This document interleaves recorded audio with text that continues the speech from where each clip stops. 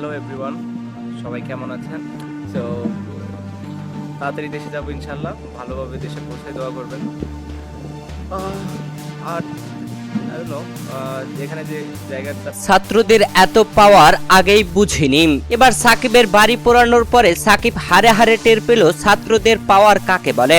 দর্শক, বাংলাদেশে উত্তাল ছিল বৈষম্য বিরোধী ছাত্র আন্দোলন। কোটা আন্দোলন নিয়ে শুরু হওয়া এই আন্দোলনটি শেষ হলো সরকার পতন করে।